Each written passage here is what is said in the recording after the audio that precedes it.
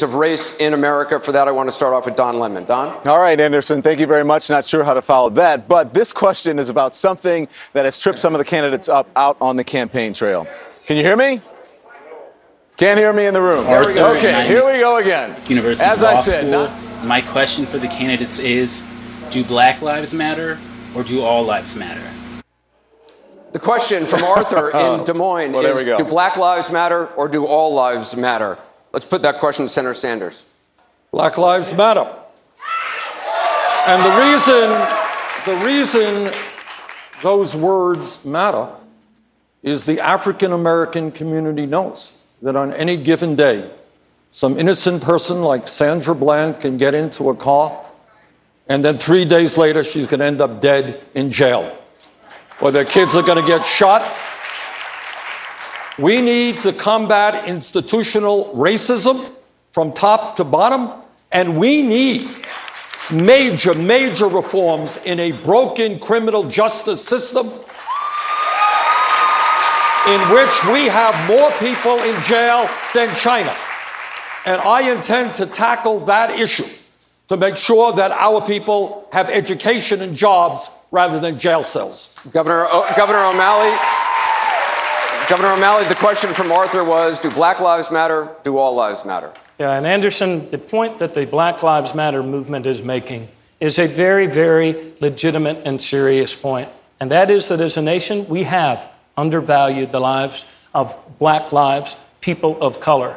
When I ran for mayor of Baltimore, we were burying over 350 young men every single year, mostly young and poor and Black.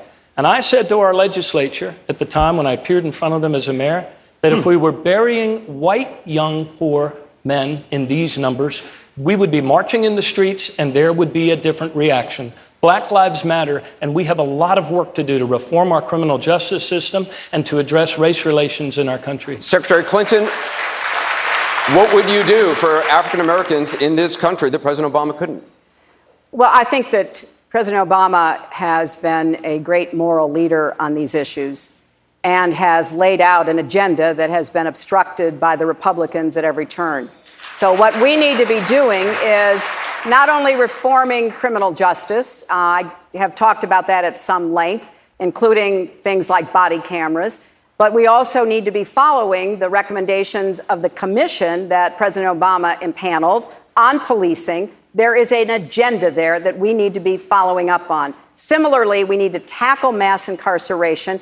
And this may be the only bipartisan issue in the Congress this year. We actually have people on both sides of the aisle who have reached the same conclusion that we cannot keep imprisoning more people than anybody else in the world.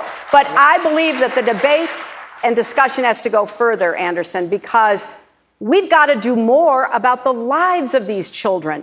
That's why I started off by saying we need to be committed to making it possible for every child to live up to his or her God-given potential. That is really hard to do if you don't have early childhood education, if you don't have schools that are able to meet the needs of the people or good housing. There's a long list. We need a new deal for communities of color. Senator Webb? I hope I get that kind of time here. Look, as the President of the United States, every life in this country matters. At the same time, I believe I can say to you, I have had a long history of working with the situation of African Americans. We're talking about criminal justice reform. I risked my political life raising the issue of criminal justice reform. When I ran for the Senate in Virginia in 2006, I had Democratic Party political consultants telling me I was committing political suicide. We led that issue in the Congress. We started a national debate on it, and it wasn't until then that the Republican Party started joining in. I also represented a so-called war criminal, African-American Marine, who was wounded, who was convicted of murder in Vietnam for 6 years. He took his life 3 years into this. I cleared his name after 3 years. I put the African-American soldier on the mall. I made that recommendation and fought for it. So if you want someone who can stand up in front of you right now and say, I have done the hard job, I have taken the risks, I am your person. Senator Sanders, let's talk about income inequality. Wages and incomes are flat. You've argued that the gap between rich and poor is wider than at any time since the 1920s. We've had a Democratic president for 7 years. What are you going to be able to do that President Obama didn't? Well, first of all, let's remember where we were when Bush left office.